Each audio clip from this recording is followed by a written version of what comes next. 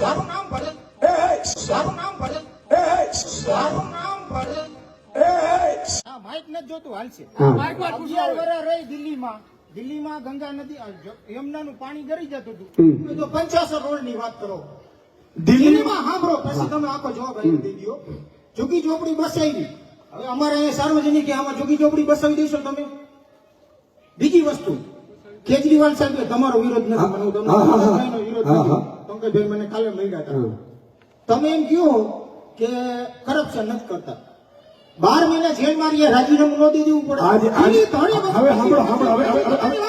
નહીં, તમારા પૂરા થયા પ્રશ્નો નથી થયા. ધણી વગરનું ગામ રાખ્યું તમે. દિલ્હી આપણું રાજધાની એને ધણી વગરનું કરી નાખ્યું તમે. બોલો હવે તમારું નામ ખાલી બોલી દો. મારું નામ ભલે. ભાઈ મારી ભાઈ કોઈ સાંભળો. ભાઈ સાંભળો. પણ મારી વાત સાંભળો, તમને ત્રણે જવાબ આપી દઉં છું.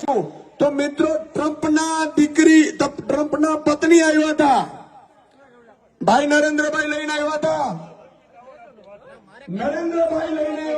ટ્રમ્પના પત્ની આવ્યા હતા અને દિલ્હીમાં સ્કૂલ જોઈને તો ટ્રમ્પના પત્નીએ દિલ્હીની સ્કૂલ જોઈ હતી. આ આપણી કામની રાજનીતિ છે. અને એટલું નહીં, એ કહેતા હતા કે 100 કરોડની દારૂની આ હેરાફેરી કરી.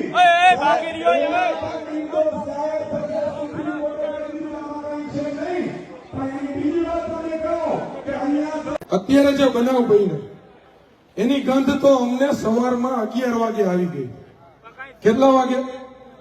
11 વાગે. 11 વાગે અમને રિપોર્ટ આવ્યા. ત્યારબાદ અમે બધા કામગીરીમાં હતા. મેં અમારી નીચેની ટીમને સુદાનભાઈ જાણ કરી કે આવા બનાવો ભારતીય જનતા પાર્ટી વાળા અહીંયા મૂકવા માંગે છે કે અનચ્છનીય બનાવો બને. ત્યારબાદ અમે મંજૂરી માંગી.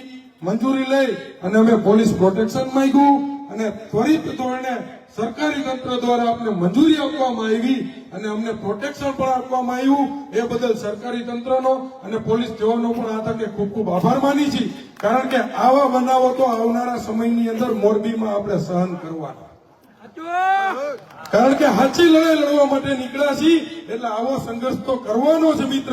પણ આવા એકાદા બે થી જો આપણે ડરી જશું, આવા ખોટા જવાબો સવાલો કરશે ને જો જવાબ નહીં આપી શકી તો આપણે આ 30 વર્ષની મેલી મુરાદમાંથી આજીવન બહાર નહીં નીકળી શકી મિત્ર. ક્યારેય નહીં નીકળી શકી. અને આ તાકાત જો દાદાને બતાવો, આમ કેવા મોજમાં આવી ગયા. જો છે ભાઈ બે હાથ ઊંચા કરીને બતાવો.